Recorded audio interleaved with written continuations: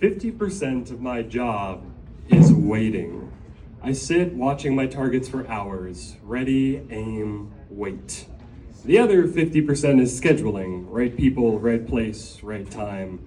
By the time I have my target in my sights, I know their entire life story. Name, age, occupation, what they had for breakfast, astrological sign, which hand they wipe their ass with. You get the picture. I'm a professional, and I make a point of being very thorough. All the exciting parts of my work, the parts people actually tend to remember, occur after my job is done. Once that trigger is pulled, all I have to do is make it out unseen, which usually ends up being far more difficult than actually making the shot in the first place.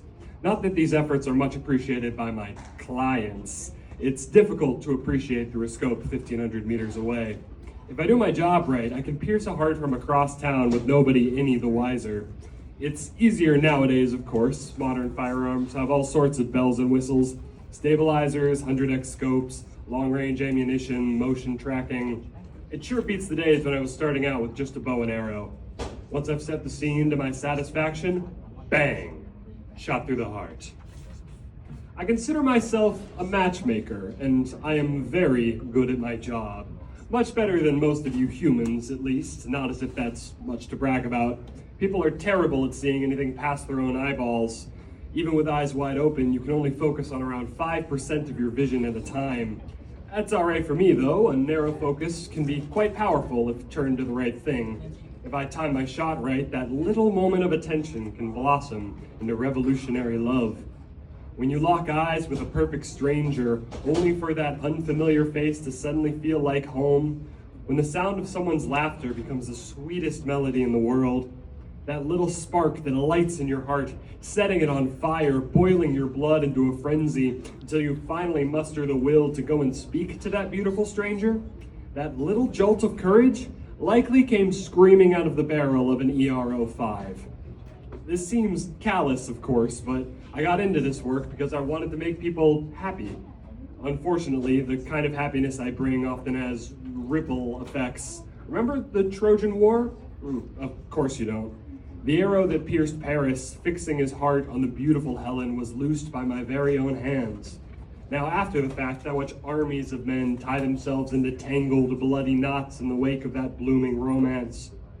Love and war, forever intertwined. The heart is the origin and absolution of all conflict. Today, my crosshairs settled on a man walking through the park. I looked out of the southward-facing window of a nearby skyscraper, slowly tracing his route with my barrel. I breathed in and out, matching his slightly frantic rhythm. He was running late. For the first time in over a month, he had overslept.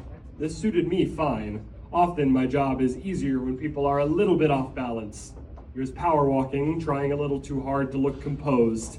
My scope caught a small stain of shaving cream behind the man's right ear. He's distracted, checking his phone, rushing through his routine to catch back up. I'll have to move up my timetable. I swivel my scope to the other side of the park where a woman jogs in the other direction. I need to act in the exact moment they pass each other or the operation will fail. I just need to shift their attention for that single moment, to escape their own heads just long enough to pull the trigger. They got closer and closer, their paths intersecting on a little stone bridge over a creek. My time to strike. The shot rang in my ears and tore across the sky towards them. Time slowed as it cut a path through the skyline, clearing buildings, trees, and telephone poles before finally exploding in a puff of gray feathers. In horror, I realized my shot was intercepted by a raggedy, bob-eyed pigeon. Uh-oh, I thought, as I watched the crazed bird begin frantically mobbing the man on the bridge. This was going to be tough to explain to HQ. The bird cooed and cavorted, flapping circles around the man, frantically trying to shoo the poor thing off with his briefcase. In the mayhem, the clasp unlatched and a maelstrom of half-finished paperwork fluttered through the air, most of it ending up in the river below. The man cursed up a storm, even though I couldn't hear him. His mannerisms spoke his mind clearly enough. Eventually, denial and anger turned to despair, and he slumped against the side of the bridge. The pigeon landed, contentedly, in his hair, and promptly began nesting with it. "Don't panic," I muttered, trying to convince myself, as my thoughts spiraled. "You can still salvage this."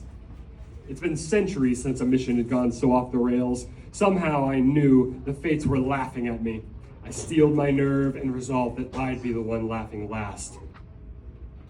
I loaded my second round and steadied myself. Fortunately, the flurry of infatuated feathers was conspicuous enough to draw the attention of the jogging woman, and she hesitantly approached. She spoke, and the man waved his hand defeatedly. She took another step closer, holding something out to the man. His phone. Flowing in the commotion, a jagged crack along the screen. It was now or never. The woman was standing in the path of the man now. I had a perfect angle, and I couldn't afford another mistake. I'd have to make the shot count for both of them. Luckily, my rounds are piercing. As he reached out to retrieve his phone, I fired my second shot of the day. There was a scream like a straight razor bowing a harp before the bullet struck. It pierced and went straight through the woman and lodged into the man's heart. Bullseye. I leaned back and took a sigh of relief. Both parties in one shot, too. A stressful job, but I'd had worse. The bird might be a problem, but nothing they can't handle.